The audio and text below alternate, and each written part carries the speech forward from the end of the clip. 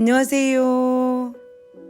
매일 성경통독 묵상을 통한 은혜 나누기입니다. 오늘의 제목은 발목이 잡힌 시므이입니다. 오늘 성경 본문의 배경은 열왕기상 2장입니다. 열왕기상 2장 44절에 왕이 또 시므이에게 이르되 내가 물은 내 마음에 아는 모든 악 곧 내 부친에게 행한 바를 내가 스스로 아나니 여호와께서 내 악을 내 머리로 돌려 보내시리라. 내 마음속에 악을 성령의 도움으로 변화시켜야지 임시 방편으로 숨겨질 수 있는 것이 아니라는 것을 잘 보여주는 예가 바로 시므이라는 인물입니다. 시므이는 다윗에게 저주를 퍼부었던 인물로서 마음속으로 다윗에 대한 악한 감정을 해결하지 못해 그 악으로 말미암아 죽음을 맞이한 사람입니다. 시므이는 베냐민 지파 사람으로 몰락한 사울 왕가의 친척이었습니다. 그래서 다윗에게 대한 악한 감정을 가지고 있었습니다. 그러나 다윗이 왕으로 있을 때는 시므이는 악을 드러내지 않고 충실한 신하처럼 행세를 하였습니다. 그러나 다윗이 아들 압살롬으로 인하여 위험에 처하여 도망갈 때에 다윗을 향하여 저주를 퍼부은 사람입니다. 시므이의 저주는 합당치 않은 것이었고 고통 가운데 처한 자를 괴롭히는 것은 그리스도인의 정신이 아니라 사탄의 정신이었습니다. 결국 시므이는 자신의 숨겨진 악한 감정을 다윗이 위기에 처하자 드러낸 것입니다. 그러나 다윗이 압살롬의 반역을 진압하고 다시 예루살렘으로 돌아올 때에 시므이가 왕 앞에 엎드려서 말하기를 사무엘하 19장 19절에서 20절에 보면은 왕께 고하되 내 주여 원컨대 내게 제 주지 마옵소서. 내 주 왕께서 예루살렘에서 나오시던 날에 종의 폐역한 일을 기억하지 마옵시며 마음에 두지 마옵소서. 왕의 종 내가 범죄한 줄 아옵는 고로 오늘 요셉의 온 족속 중 내가 먼저 내려와서 내 주 왕을 영접하나이다 라고 이야기합니다. 시므이는 자신의 내면 속에 있는 다윗에 대한 악한 감정을 숨기고 다윗이 궁으로 들어올 때에 제일 먼저 달려가서 살기 위해서 머리를 숙였습니다. 시므이는 다시 자신의 악한 감정을 숨기고 왕 앞에 용서를 구했던 것입니다. 신하들은 다윗에게 시므이를 죽이라고 하였지만 다윗은 탕평책으로 시므이를 용서했습니다.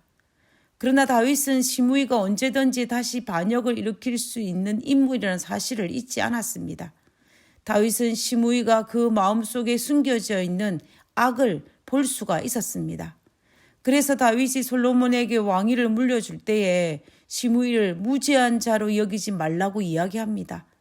그 말의 의미는 언제든지 반역을 일으킬 수 있는 인물임을 잊지 말라고 솔로몬에게 당부하는 것입니다. 그래서 솔로몬은 왕위에 오르고 난 이후에 시므이를 불러서 말하기를 열왕기상 2장 36절에서 37절에 왕이 보내어 시므이를 불러 이르되 너는 예루살렘에서 너를 위하여 집을 짓고 거기서 살고 어디든지 나가지 말라. 너는 분명히 알라. 내가 나가서 기드론 시내를 건너는 날에는 정령 죽임을 당하리니 내 피가 내 머리로 돌아가리라.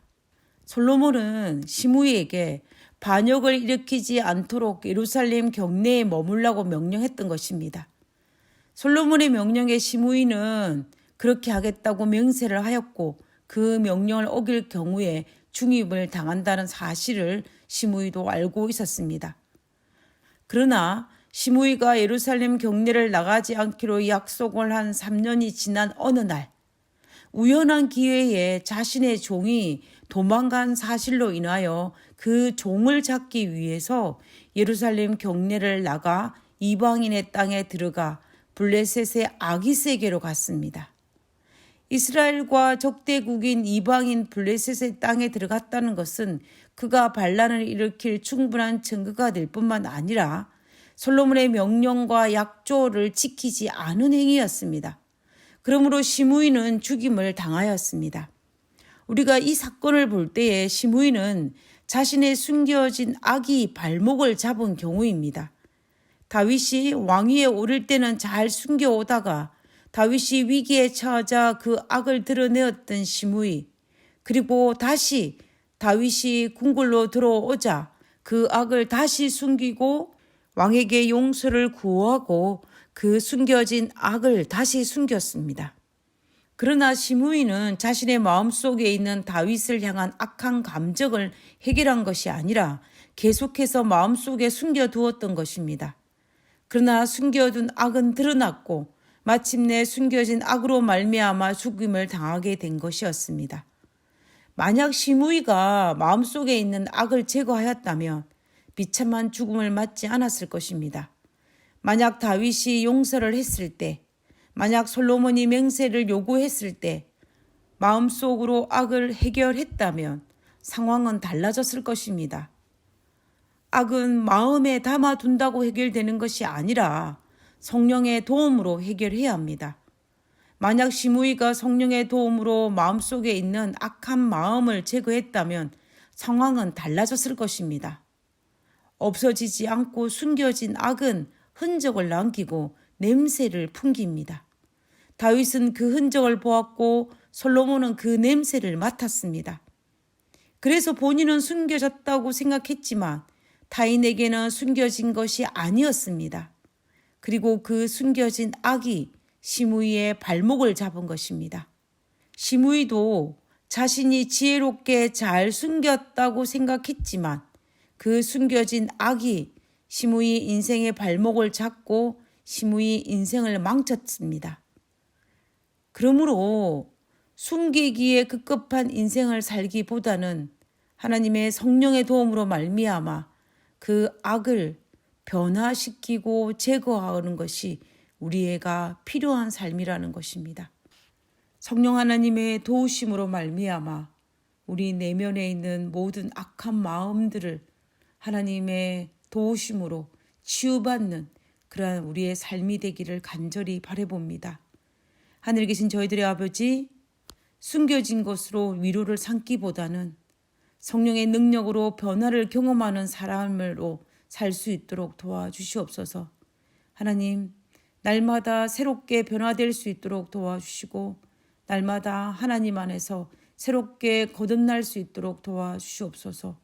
우리가 수많은 죄를 짓지만 그 죄를 숨기기보다는 하나님 앞에 치유되는 경험을 할 수 있는 저희들 되게 도와주옵기를 거룩하신 예수님 이름으로 기도드렸습니다. 아멘.